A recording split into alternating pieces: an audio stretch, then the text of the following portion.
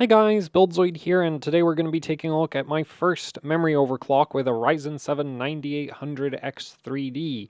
And it is another 2-to-1 mode DDR5-8000 setup, because originally I wanted to run this CPU in 1-to-1 mode, but it's weirdly uncooperative about running 1-to-1 mode. So I still need to do a lot more like testing on that, and I wanted to get a video out with this CPU.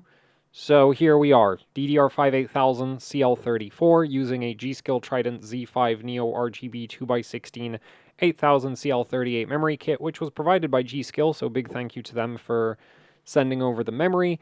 And that kit, of course, uses 16 gigabit Hynix A-die memory chips in a single rank configuration, and the motherboard that I'm using is a ASUS Crosshair X870E Hero, which was provided by ASUS, so big thank you to them for the motherboard.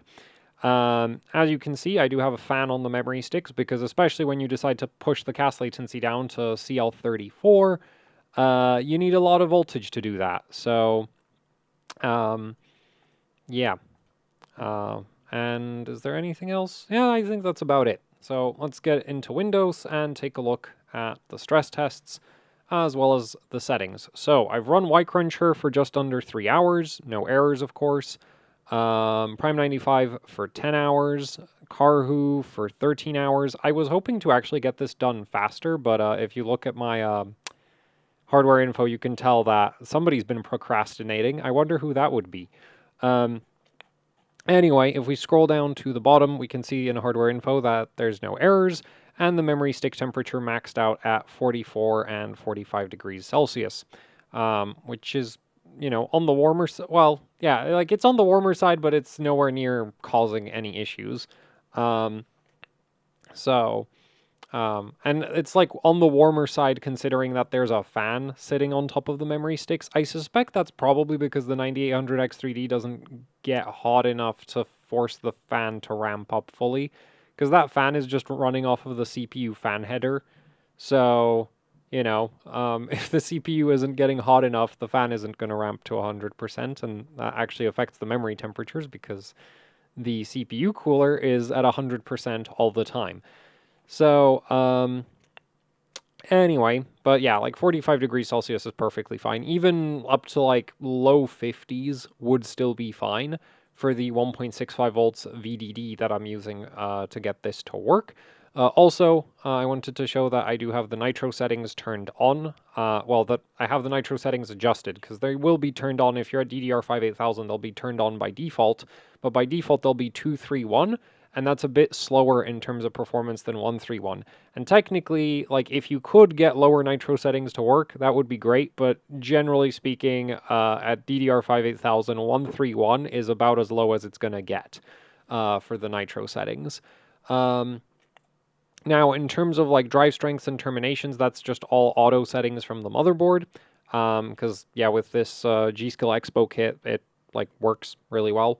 That's probably the biggest advantage of buying these like really high spec kits, is that they're guaranteed that the motherboard, like if they're on the QVL for the motherboard should know what to do with the resistances, and you shouldn't have to tune them yourself.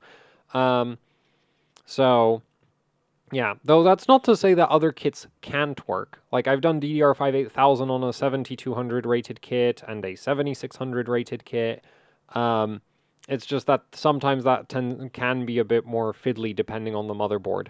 So, yeah, other than that, I did try to disable gear down mode. I was unsuccessful. As soon as I disabled it, Prime 95 would error out within about 10 minutes.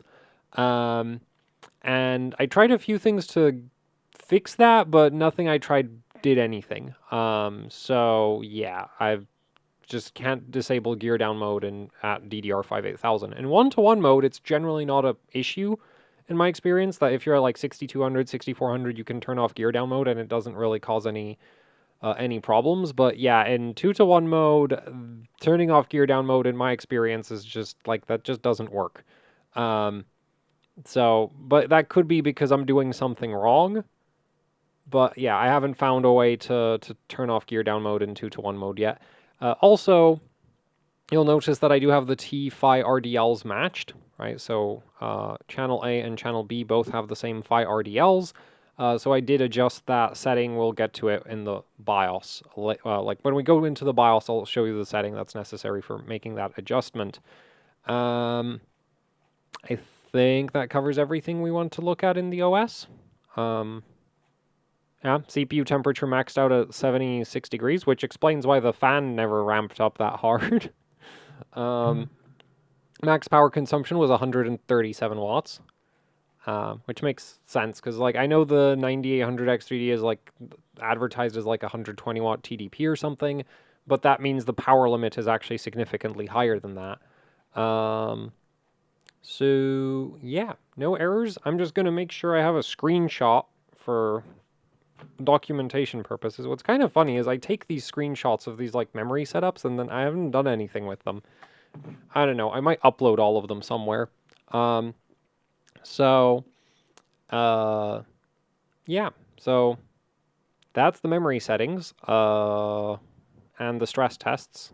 So well, that's the memory settings that we have to check from the OS, right? Like you can't check the nitro settings when you're in the BIOS. I mean, you can see them in the BIOS, but I have seen some motherboards where if you change the nitro settings, they don't actually apply, which is kind of a problem. And then the PHY RDLs, like you just straight up cannot check those in the BIOS. Like I've not seen a motherboard have a PHY RDL readout anywhere. So anyway, that's that for the in-OS portion of the video. Let's reboot. I should have memory context restored enabled, so this shouldn't take too long.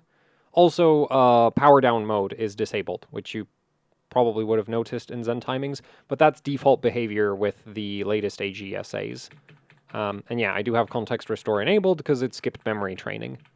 The fact that it's not sitting on the 15 postcode forever for like a while is a pretty clear indication of that. So here we are in the BIOS. Also I'm running 2000 FCLK for synchronized FCLK with the UCLK at DDR5-8000 because the UCLK in 2-to-1 mode is 2000 megahertz, so we can synchronize the Infinity Fabric to that by running it at 2000 megahertz.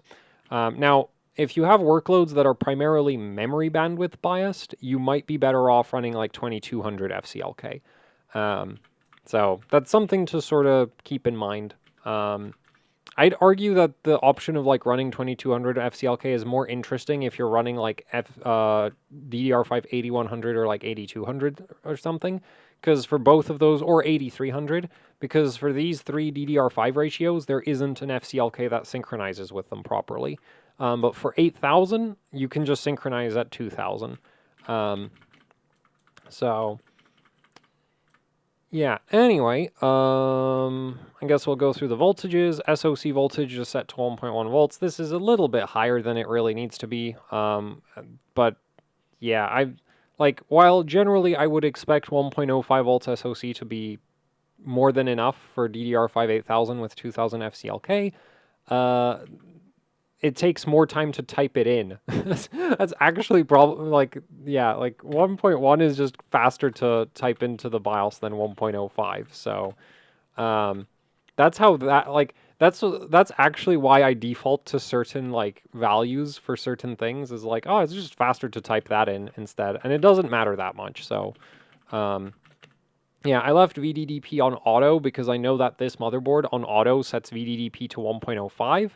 And so I don't really see a reason to manually override it to 1.05 because that's generally what I would try to use for DDR5-8000 with ASUS motherboards and MSI motherboards. So no reason to change that if the board is going to set it like to the value I would set it to anyway. So I guess you could also set it to 1.05 just for like peace of mind that it's not going to change or something on you randomly. And then DRAM VDD, we're at 1.65. This is a bit higher than it needs to be, but I think I tried 1.6 volts and that's too low for CL34. So yeah, maybe this could be like 1.63 or 1.62, but it's not going to drastically change the operating temperature of the memory sticks, so why bother? And then VDDQ is at 1.45, which is just the auto value for this memory kit, because the Expo profile for this memory kit is 1.45 volts. So the default VDDQ for this memory kit is 1.45 volts. Speaking of which, I do believe, yeah, I do have Expo turned on. So yeah, and I do kind of like that. Having like an actual like a proper 8000 Expo kit, whereas it's like, yeah, I can just turn on the Expo profile and it should work. And then you can do your, further tuning on top of that. Instead of the situation that I run into with some of my other kits where they're not like they're an XMP kit or something, or they're not rated for 8000, and then it's like you have to potentially manually fix things that the board isn't setting correctly. So yeah, whereas the like high-speed Expo kits just kind of deal with that for you. Am I forgetting anything? Oh, I also left VDDIO on auto because it defaulted to 1.45, so there's really no reason to change that either, right? So yeah, because I would have, yeah, like for an ASUS motherboard, like if this wasn't stable, I would have probably tried like a little bit more VDDIO or something, but it is stable, so why change it? So, and it's not like 1.45 VDDIO is going to harm the CPU. So yeah, really no reason to worry about that. So then, memory settings, CL34, TRCD46, because unfortunately, even though this is the latest official BIOS for this motherboard, the 0706, ASUS hasn't yet added a TRCD-WR setting to their main memory timing page. Maybe if I went digging around in the AMD overclocking section, I would eventually find it. But I don't really see it as a huge priority. If there was a TRCD-WR setting, I would just punch in 16 or 8.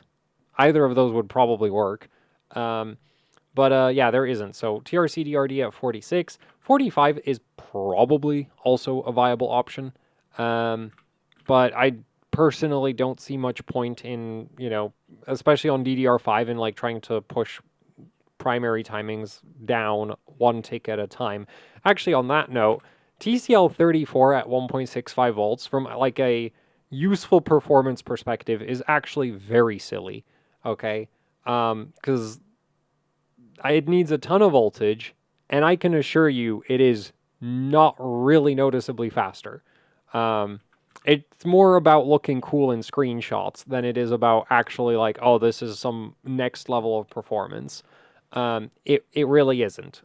It's very marginally better than CL38, and CL38 would work at 1.45 volts. So, yeah. But it looks cool in screenshots. So that's why that's where it is. Then TRCD, we're at 46. TRP at 38. I didn't check if this could go any lower. It might with all the extra voltage. But 38 also works just fine at 1.45 volts. And TRP, unlike TCL, doesn't tend to go as low. Like, usually TRP ends up being a bit higher than TCL. So, yeah, maybe like 36 would still work, but I'm not... I'd be very surprised if TRP 34 even posted. So, yeah, anyway, TRAS at 40. On the lower end of TRAS values that I've used for 2-to-1 mode, TRAS is like a weird timing. Like, especially on AMD CPUs, like I've tried checking if there's like some performance effects from setting it super low to super high, and it just kind of doesn't do very much. So, yeah, it's probably a side effect of how DDR5 is structured. And then TRC, I just have that set to 78 because that's just TRAS plus TRP. Anyway, TWR 48, because we can't set that any lower. That's just a limitation of the memory controller on Ryzen 9000 and 7000, and I think the APUs. Refresh interval set all the way to 65,000 because there's a fan on the memory sticks, so we don't have to worry about the memory temperatures. TRFC1 set to 480. It really doesn't get much lower than this. Like, you might be able to run 470, 460 on some memory sticks, but generally speaking, 480 for 8i is like most 8i kits will probably do 480. Less than that is kind of questionable. Also, when your refresh interval is 65,000 clock cycles, spending 480 cycles on a refresh really doesn't matter very much. So, yeah, I wouldn't be too worried about like pushing TRFC super low. Then TRTP at 12, TRDL and TRDS at 8 and 8, because that's the burst length for DDR5. TFAW at 32, because TRDS is 8, so there's no point setting TFAW lower than TRDS times 4. Mainly in the sense that, like, if you set this to 20, it's not actually going to affect performance in any way, because TFAW is a, like, extra delay timing. So if something, like, if your TRDs happen too quickly, TFAW would slow them down. But since the TRDs are kind of slow anyway, there's no point doing anything with TFAW. Well, there's no point setting TFAW below 32. And then WTRL, we're at 16.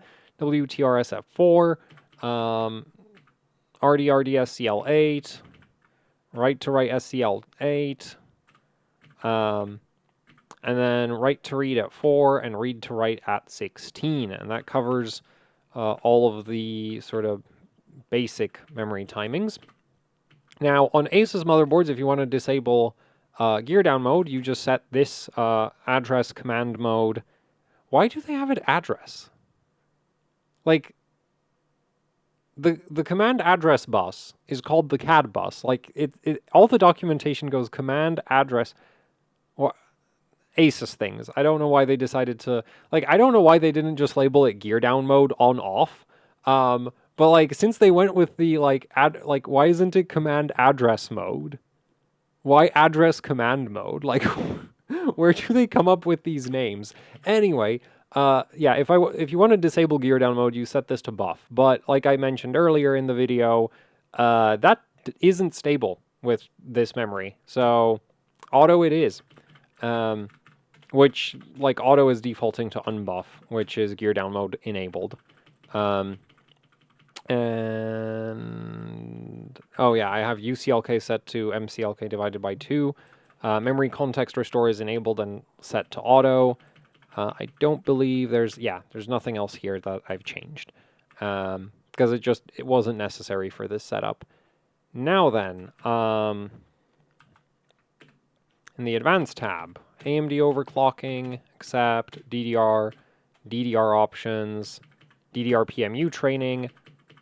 This is what's necessary for getting the PHY RDLs matched. Now, I tried one, and one trained 36 and 38, so this is one of the, like sometimes this will happen where, like, if you leave this on auto, it defaults to 3, and it'll train, like, 38 and 40, which is pretty typical. I've seen that on the vast majority of motherboards.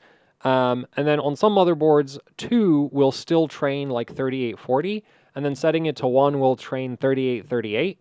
But on this board, setting it to 1 trains 36, 38. And also that can sometimes vary by memory kit. Like, I've seen some memory kits that'll train, like, 38, like, that refuse to train equal PHY RDLs on some motherboards. So, yeah, and the reason why you want your PHY RDLs to match is that it gives you a slight latency benefit. So, yeah, I do kind of wonder if setting this to 0 wouldn't train 36 and 36. Though I'm guessing that would also fail to post. So, anyway, and I think that covers everything. Oh, other than, right, the nitro settings. So I've just set those to 131. Because if you're at 8,000 in 2-to-1 mode, anything less than this is very unlikely to work. If you're in 1-to-1 mode at like 6,200, it's pretty typical that you could run something like 120. And even sometimes, even like 6,400 sometimes will work at 120, but a lot of the time you might have to run like 121 for 6,400, or if you're really unfortunate, you might end up at like 131 for 6,400 to work. Anyway, didn't have to change anything else, so that's it. At this point, I wouldn't consider a setup like this anything special, right? Like, I've done a ton of DDR5-8000 videos with Ryzen 9000. But yeah, the main point of this video was to just, get some like get some experience with this CPU, right? Because all of the other DDR5-8000 videos I've done were with a 9700X. Then I have a 9950X that I like to use for 1-to-1 mode because that's like one thing it's good at. It's terrible at 2-to-1 mode. And then with this 9800X 3D, like I haven't really run it very much because initially I just wanted to do some like 1-to-1 mode setups, and the CPU is weird about 1-to-1 mode. It can run 6400 at very low voltages, as in low SoC voltages, relatively speaking. It's not stable.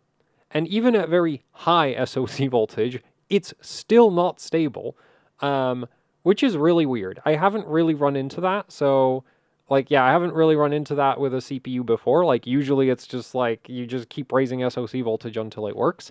But this CPU, like, isn't stable at 1.2 volts, and it's also not stable at 1.25, and it's also not stable at 1.3. And I have no idea what's going on with that. It did work at 6200, but I don't really feel like making a video about DDR5 6200. So, yeah. So the other thing to check with the CPU was, hey, is it also weird in 2-to-1 mode? And the answer, thankfully, is no. In 2-to-1 mode, it works really well. So if I was actually dailying this chip, this is probably what I would end up doing. Is just like, oh, it's weird about running 1-to-1 mode. Well, just run it in 2-to-1 mode instead, right? Because 6400 1-to-1 and 8000 2-to-1 are kind of comparable in terms of performance. Like sometimes 8000 will be faster, sometimes 6400 will be faster.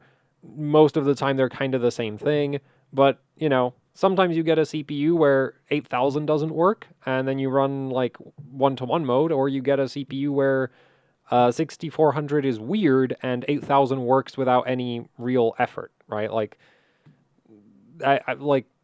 I probably spent more time trying to get gear down mode disabled than any of the other adjustments I made with this setup, right? So, yeah. That's kind of that. So, big thank you to G.skill for the memory kit. Big thank you to ASUS for the motherboard. And if you'd like to support the channel, there are links in the description that you could check out. That would be very much appreciated. And that's it for the video. So thank you for watching, and goodbye.